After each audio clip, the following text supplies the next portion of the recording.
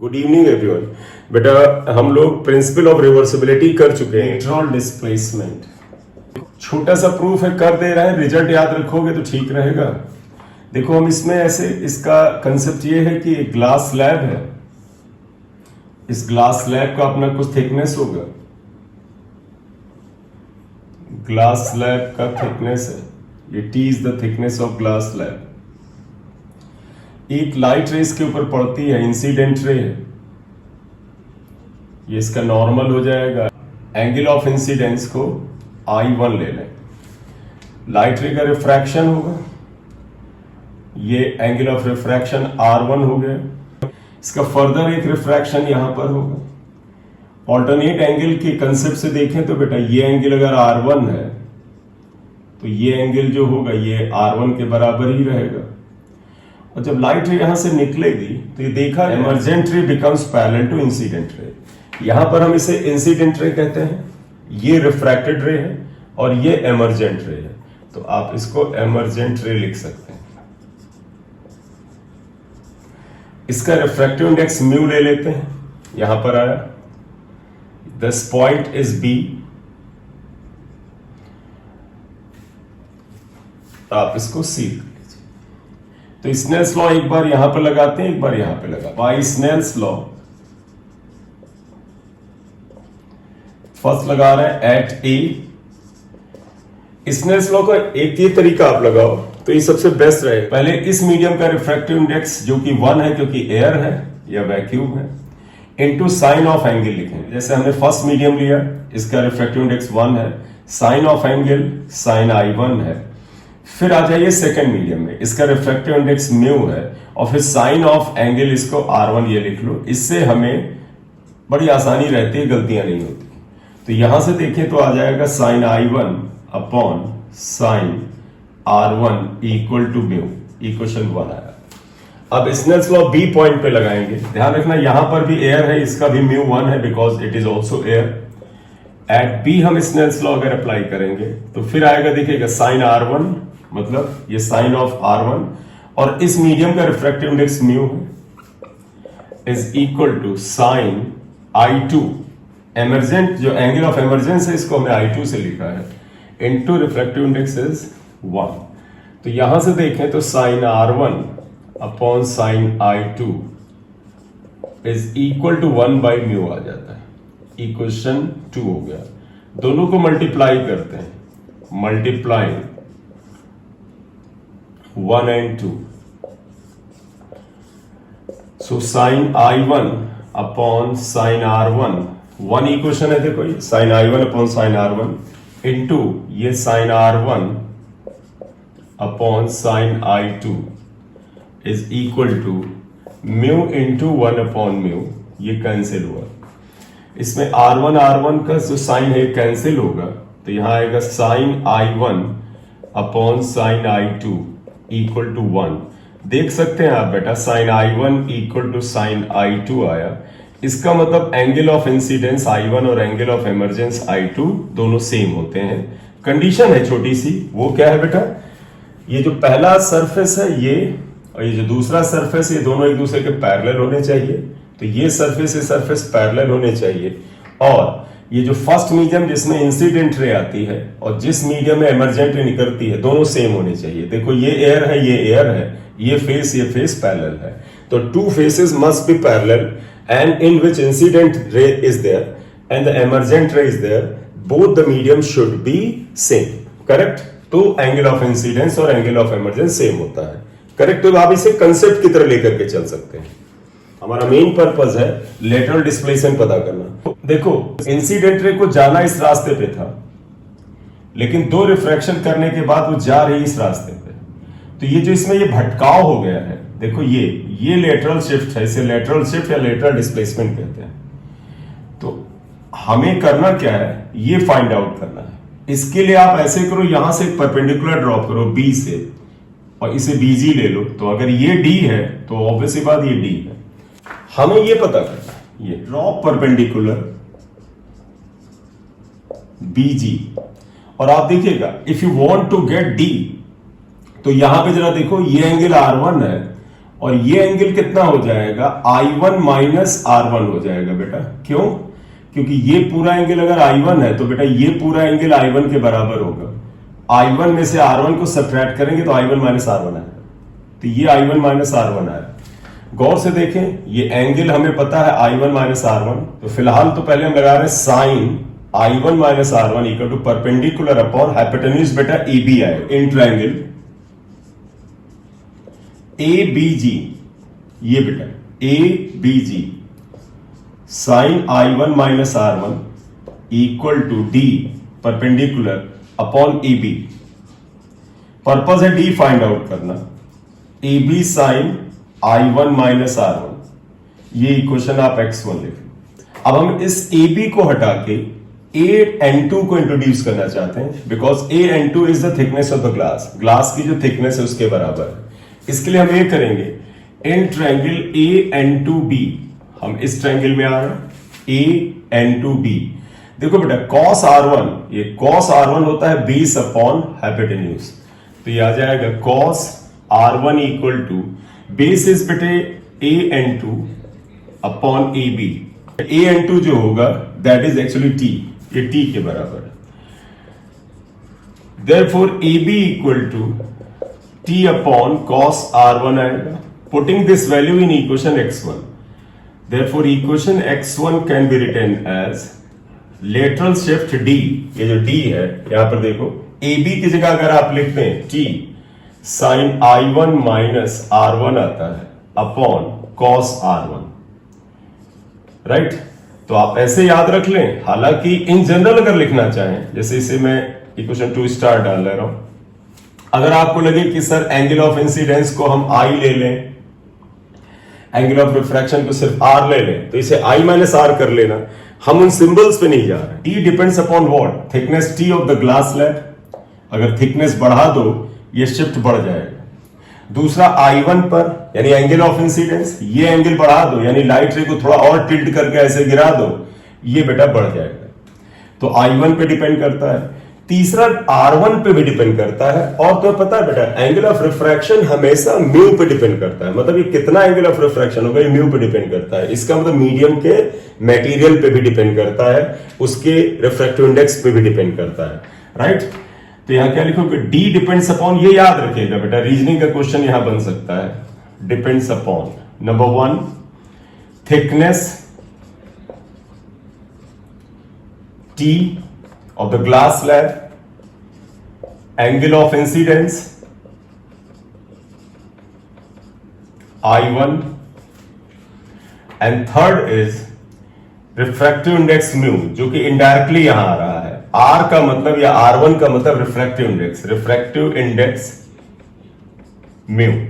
एक चीज बताए बेटा, देखो D is directly proportional to thickness, D is also directly proportional to angle of incidence। R के बारे में तुम ध्यान रखना, ये मैं अगर इसमें थोड़ा बहुत और मैं cos R1 को, या ऐसा करते हैं R1 को हटा के अगर हम म्यू की एंट्री कराते हैं स्नेल्स लॉ की मदद से, तो एक रिजल्ट ये भी निकल के आता क्या कि D जो है न केवल T के डायरेक्टली प्रोपोर्शनल है, न केवल I1 यानी एंगल ऑफ इंसिडेंस के डायरेक्टली प्रोपोर्शनल है, but it is also directly proportional to mu, mu के भी डायरेक्टली प्रोपोर्शन आता है। तो ये लास्ट में ये भी लिख देंगे कि D इन तीनों के डायरेक्टली प्रोपोर्शन है, सीधा डायरेक्ट रिश्ता है, कोई इनवर्स का रिश्ता। D is directly proportional to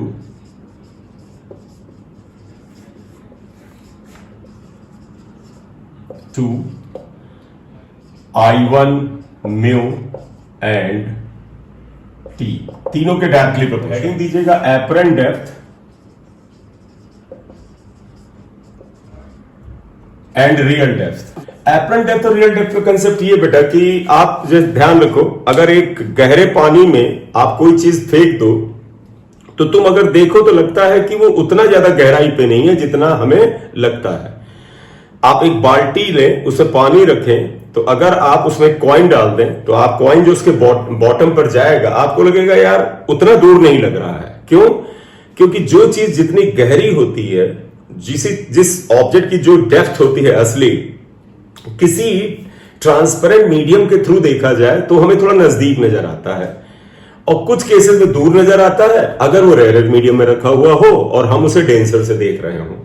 तो हम इसी कंसेप्ट को ला रहे हैं कि जब भी, जैसे मैं एक चीज और बताऊं, जैसे आप स्विमिंग पूल में तैरने के लिए जाएं तो आपको लगता है पानी भरा हुआ है, इतना तो गहरा नहीं लग रहा है क्योंकि उसका बॉटम आपको उस ट्रांसपेरेंट वाटर से दिख रहा होता है। लेकिन जब आप उसमें जंप करते हैं तो लगता है अरे ये तो गहरा है, पहले तो बाहर से लग रहा था नहीं गहरा है इतना। क्यों?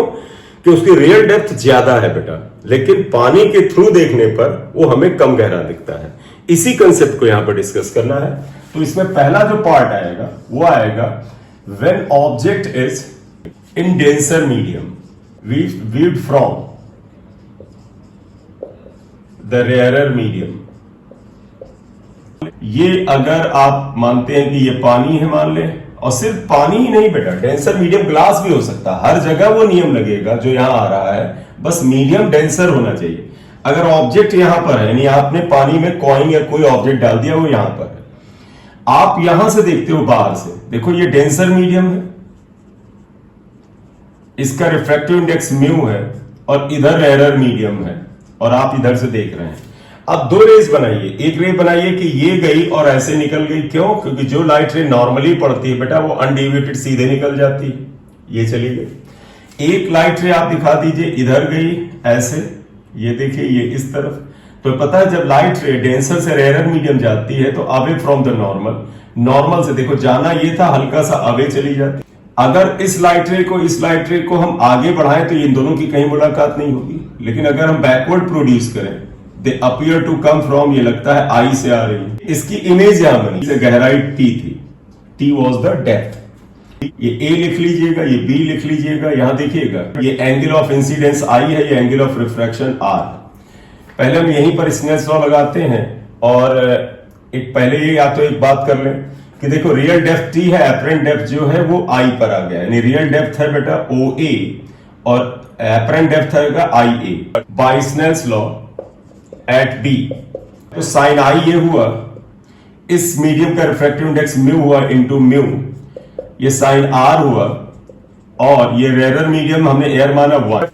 तो यहां से आप देखें तो क्या आ गया, sine I upon sine R equal to 1 upon mu. Question 1। अब आइएगा इस ट्रायंगल में, देखो बेटा अगर ये एंगल आई है तो आप देखिए ये एंगल अगर आई है तो ये भी एंगल क्या हो जाएगा, आई के बराबर होगा। ये आर है तो ये एंगल आर के बराबर होगा। तो हम अब इस ट्रायंगल को लेंगे O A B, in triangle O A B, O A B, इसमें साइन आई आप लगाएं तो देखें क्या आता है, perpendicular is A B upon hypotenuse is O B, ये आ गया ओ बी, ये इक्वेशन 2 आ गया। अब ट्रायंगल लेंगे ये वाला बेटा आई ए बी, तो साइन आर इक्वल टू हो जाएगा A B upon I B, ये इक्वेशन 3 आया। तो गौर से देखिएगा बेटा, sine R equal to perpendicular upon ये हाइपोटेन्यूज, ये आ गया। इससे साइन आई अपॉन साइन आर को डिवाइड करके निकालते हैं, therefore sine I upon sine R, actually we are dividing equation 2 and 3। अगर इसमें देखें तो ये क्या आएगा, A B upon O B into I B upon A B, A B cancel हुआ, और साइन आई अपॉन साइन आर को 1 अपॉन म्यू लिख सकते हैं, 1 अपॉन म्यू ये आप लिखिएगा। क्यों बेटा? क्योंकि sine I upon sine r is 1 upon mu from equation 1 is equal to i B upon O b आ गया, इसलिए म्यू इक्वल टू बेटे आ गया ओ बी अपॉन आई बी। ये एक फार्मूला आया, इसे x1 लिख लो। अब एक काम करेंगे, जानते हो बेटा, आप यहां से देख रहे होते हैं, आपकी आंख यहां पर है, और आपकी आंख का जो एपर्चर है वो छोटा है। हमारी आंख का बेटा जहां से लाइट एंटर करती है, पिपल ऑफ आई, वो छोटी है। तो कहने का मतलब जब आंख छोटी है तो ये वाली लाइट रे जो आंख के इस एंड पे जाएगी, ये लाइट रे आंख के इस एंड पर जाएगी, ये बड़े नजदीक है। तो बी वास्तव में ए के बड़ा नजदीक है। अगर बी ए के नजदीक है, इसका मतलब होगा ओ बी को हम ओ ए लिख सकते हैं, क्योंकि बी अगर यहां नजदीक ले, अंदाजा लो, देखो ये बी अगर नजदीक हो तो देखो ओ बी और ओ ए सेम हो जाते हैं लगभग। Since aperture of I is very small, ये बहुत छोटा है, therefore A and B are close, ये दोनों क्लोज होंगे। OB जो है वो लगभग OA के बराबर होगा, और जो IB है वो भी लगभग IA के बराबर होगा। मतलब ये बेटा OB जो है इसे हम OA लिख सकते हैं, और IB जो है उसे हम IA लिख सकते हैं। इसको इक्वेशन x1 में रखते हैं, therefore equation x1 can be written as mu equal to OB को लिख दोगे बेटा कितने के बराबर, देखो OB को लिख दोगे OA और IB को लिख दोगे IA, और आप इसको ध्यान से देखें तो क्या है, OA इज रियल डेप्थ, देखो ये असली गहराई है, और IA is apparent depth, that is equal to real depth upon apparent depth. ये फार्मूला आपको ध्यान रखना है बेटा। क्या अगर अगर ऑब्जेक्ट डेंसर मीडियम में है और इसे रेयर मीडियम से देखा जाए तो mu is equal to the ratio of real depth upon apparent depth. ये फार्मूला आपको ध्यान रखना है। एक और चीज हमें यहां चाहिए होती है, that is called normal shift बेटा। देखो बेटा, इमेज O से I पे बना है तो इसे नॉर्मल शिफ्ट कहते हैं, ये D से लिखा है। अगर मुझे D निकालना हो तो हम सिंपल मैथ्स लगाएंगे। क्या, देखो OA में से अगर IA को घटा दें तो ये OI आ जाएगा, D आ जाएगा। तो नेक्स्ट इज नॉर्मल शिफ्ट, और ये काफी इंपॉर्टेंट है जिसको मैंने D से लिखा है। मैथमेटिकली देखें बेटे, D कितने के बराबर आया, OA माइनस IA आया। आप OA को कॉमन निकाल लो यहां पर। क्यों कॉमन OA को निकालने से फायदा यह है कि OA is known as T, ये पता है।